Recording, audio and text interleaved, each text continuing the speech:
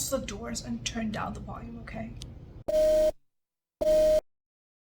What's up guys, it's Sarah. I'm back at it again with another video. A very fun topic today, sex magic. I made a video about manifesting with sexual energy in the past, but today's video is meant to be more in depth, give you more context and more instructions.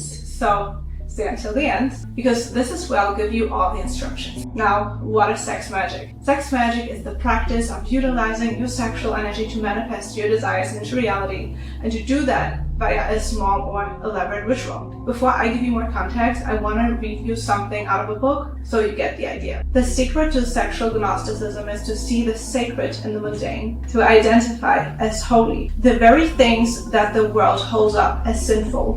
When we sanctify the base things that we secretly adore with true love, we make them holy. This is the sexual sorcerer's alchemical secret, the art of transforming baseness into holiness.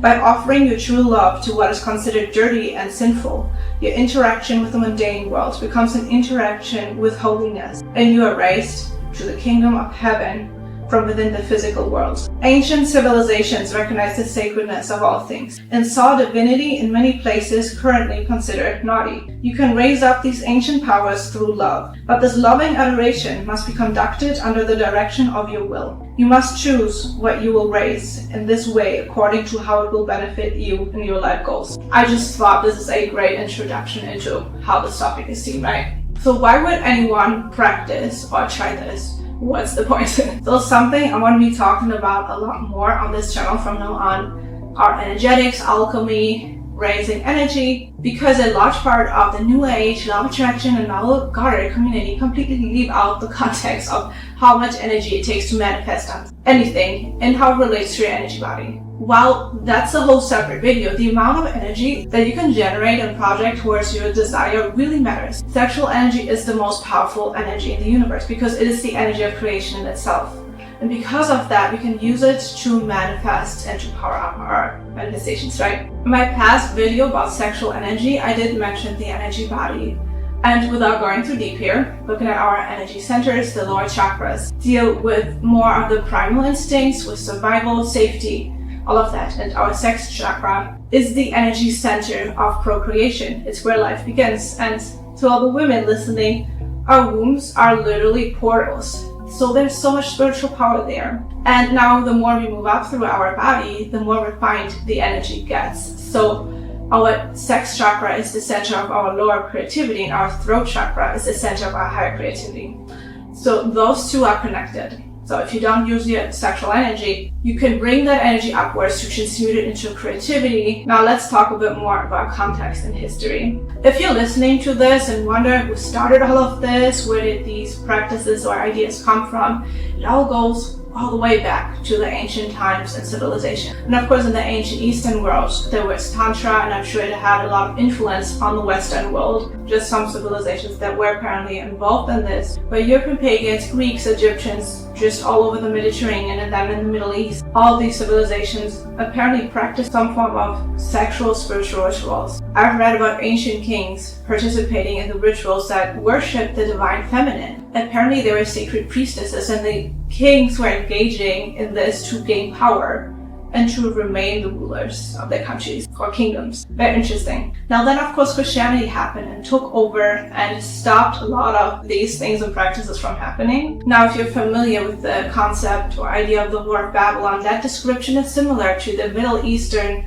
goddess Astarte, who is a Canaanite, I don't know if I pronounce it right, goddess of fertility and sexuality. So before Christianity, the feminine was worshipped a lot more. I'm sure you're familiar. So this whole concept got turned upside down, right, eventually. And even though Christianity took over and made a lot of these things evil, there were some divergent groups within Christianity, not mainstream obviously, don't get me wrong, that developed from Christianity and then split. And they were practicing some form of sexual magic. And in later times, apparently there were also Jewish sects that had some sexual practices. And then also within Rosicrucianism, there were some sexual practices. And now that we're getting closer to modern times, there was a man by the name of Paschal Beverly Randolph, and he was friends with Abraham Lincoln. And he came up with a lot of what we know today as modern sex magic practices, and he influenced a number of mystery schools. And then, of course, eventually There was the infamous Aleister Crowley that did a lot of work on this subject. Then in the last century, we have the chaos magic movement,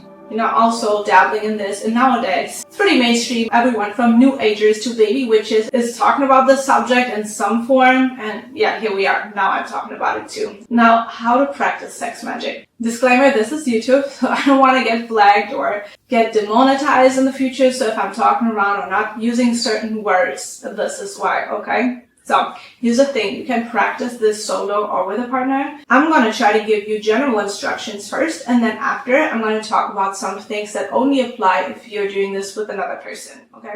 Now, solo sex magic is powerful, but of course with another person it's a lot more powerful. And just so you know, it doesn't have to be a man with a woman. It can be any gender coupling. It really is about the merging of two energies that makes it so powerful. Okay, now I'm gonna start explaining the most basic first. Then after, I'll explain another method that's a bit more advanced, but still simple. So reminder, I have to talk around certain things and can't say certain words. All right? Now, the most basic method, and I talked about it before. Think about your intention first, obviously. Have some idea, right? And then you want to set the space. Make sure that wherever you're doing this is energetically clean, clear the space. Maybe you want to smudge a little bit or spray with Florida water. Imagine a white bright light in your space. But, the idea is that it's energetically clean. But I also recommend that you're energetically clean yourself. So it all depends. So if you were at an office early in the day, and people were fighting, or if you were in a large crowd, if you sat on the subway in New York City, full train, everyone is stressed, that energy rubs off on you, and you're not energetically clean. So what can you do? You could take a salt shower. You can imagine the negative energy as a dark cloud going down the drain. You can mentally cut cords from people, from the stress, all of that. Or if you were smudging, you can also smudge yourself. So that's your preparation. Now go back to your intention. Be crystal clear about what you want. Start your process where you make yourself feel good. Build up the energy, and as you get closer, recall your intention. Visualize the outcome. Hold the image. Feel it happening. And as you big O, really keep the focus, and then you release with that energy. You just send it out into the universe with a charge that's like a supernova. Very simple, right? So that's basic. Let's talk about the more advanced method. You're going to create a sigil, your own sigil. So I gotta mention chaos magic at this point because chaos magic has a lot to do with creating sigils, creating your own stuff basically. So that's where the idea came from. But if you don't know, a sigil is a spiritual symbol for a very specific purpose. So of course, spirits also have their own sigils. They're like phone numbers to connect basically. But in this case, a sigil is created by yourself with an intention to represent your desire. And then when you charge it up with energy, it acts like a shortcut. And the shortcut has its own power bank attached to it. It can be charged over and over again, and no better way to do that than with sexual energy. The major advantage is, again, that you can reuse it and recharge it over and over again for the same purpose. I'm not going to go into too much detail onto how to create a sigil. There's plenty of YouTube videos on that, and it's pretty simple. But basically, you're going to have your sigil on a piece of paper, and while you created that sigil, you already put the intention in it, right? So now you want to charge it. So you go back to the basic process that I explained to you before. The same things apply. The only difference is you have an additional tool now. And there are different ways on what to do with that sigil. So while you're pretty much following the same process, same thing, you pleasure yourself, or when you're with another person, you do your thing. And as you build up the energy, instead of just visualizing very in detail, one way is to visualize your sigil instead and see that in your mind. And yes, still have your goal in mind, but you focus more on firing that energy into the sigil. That's one way. Now, another way is to have a sheet of paper close to you in your field of vision and kind of look at it in the right moments. But the best way, in my opinion, is to draw it on your skin. And obviously, on a body part that's very visible, like, your hands or maybe your upper thigh. I think you can think for yourself, but something that's easy to look at the right moment. Okay, now with this method, of course, once you get to climax and you release all that energy, you empower that sigil on your skin. You put it in your field of vision, or you remember it really quickly. You look at it, and then you want to act as if like the energy is going into it. Maybe you want to see it go up into flames, you know what I mean? Like light up in a bright white light, something like that. So that is a very cool way to do it. And again, still have your goal in mind, but the shortcut of having the sigil kind of takes away that you have to have all the detail, because honestly, don't underestimate this.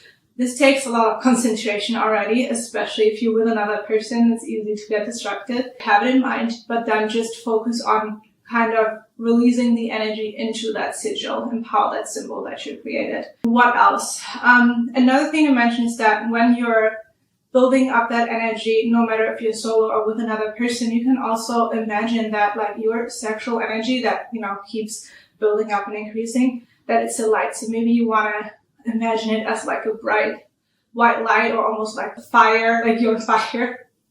Not literally, but I think you know what I mean. So really have that energetic aspect in mind and really view it as like this alchemical process where you're utilizing this energy and you're creating reality with this. Very cool. And then, of course, you just, same as with any other technique or process, like you release and then you let go and you don't keep thinking about it. However, I would say that if it's a big goal, this is something I always say, then, hey, repeat. Charge the sigil again and again. Fire it up again and again, right? This is what I was talking about in the beginning. This is the whole point of sex magic, that you're able to build up so much energy. So yeah, if the goal is further away from you, then repeat the process. But still, after you release, you still let go. Letting go doesn't mean that you can't go back to it at a later time and repeat the process. So that's the idea. Especially since we're talking about drawing sigils on your body, that's a great time to talk more about the differences or things that you have to consider when you're working with a partner versus on your own. The advantage is when you're solo, you don't have to ask for permission. You can do what you want. It's powerful, but it's not as powerful as with another person. The first thing I have to mention here is consent. That means if you're going to utilize sexual energy that you're merging and generating with another person together, it is only fair to let them know that you're doing this. Look, I'm not a judgmental person. This is just a YouTube channel. I'm trying to, spread knowledge, give you some techniques, instructions, but in the end of the day, the choice is yours. And, I'm not the moral police here, so it's your decision what you do with this. You don't have to let the other person know, but clearly that is the correct way to do it, because imagine you're with someone that maybe is hardcore Christian, doesn't share your beliefs and thinks this evil. They may not be okay with doing that. And maybe you could argue that, okay, but the person wants to do it anyway and they're going to release that energy. The problem is though that you're technically stealing their energy still, even if they release it anyways.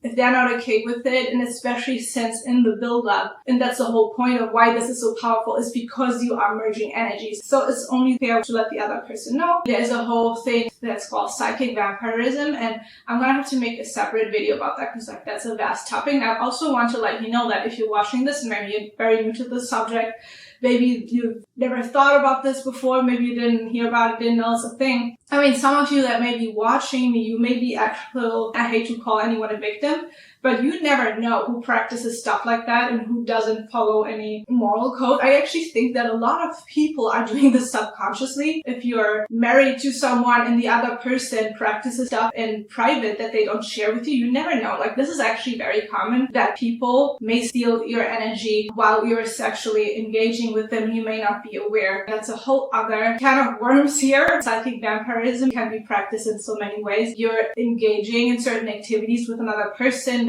It's very easy to kind of dip into the other person's energy and almost drain them or steal their energy. I mean, think about why you feel so drained after you hang out or engage with certain people. But again, that's a topic for another day. Again, you do what you want, right? No judgment here. But it is much better if this is someone that you have some kind of relationship with, you know what I mean? It is also like a beautiful, enriching way to like work towards a common goal, because that's the next point. If the other person is cool with it, they may as well kind of participate in it. And again, like once we go to drawing sigils on our bodies, I mean, that's nothing that you can really do in secret. I mean, that's kind of creepy. Imagine you do that and the other person isn't aware of what you're doing and they ask you like, hey, what's going on? Like, why do you have these weird symbols on your skin and why are you looking at them? Like, what's happening? Kind of creepy, right? Now, if the other person is cool with it, then of course, here comes a question. Okay, are we just empowering your goal or they want to participate? Then the next question is, do we work towards a common goal? Which is pretty awesome, right? If you think about it that way, I mean, it's not that energy that is just happening for pleasure is wasted, but I mean, if you have goals and if you are into these metaphysical things and if your partner's cool with it, that's such a cool way to just utilize that energy and really make something else out of it and empower your life goals. So yeah, maybe they want to empower your goal or you sit together and set the intention together. You can both benefit from it. So that's a great way as well.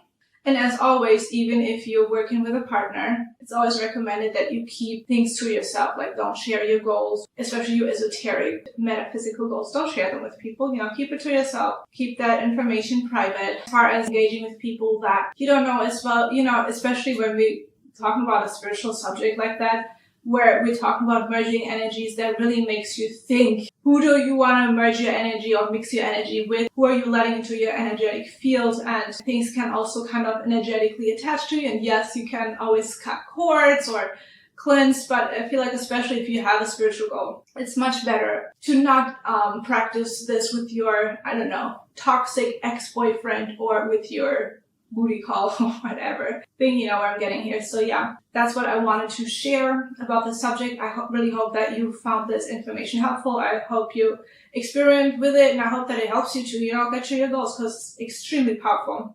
And yeah, let's see if there's interest there, if I make more videos about it. I wish I could talk more freely on YouTube, but it's gonna censor my words, so I did my best here. But yeah, as always, like and subscribe if you like this video. Comment any question, I'm happy to answer them. I will drop all my other links below, and I see you in the next video. Bye guys!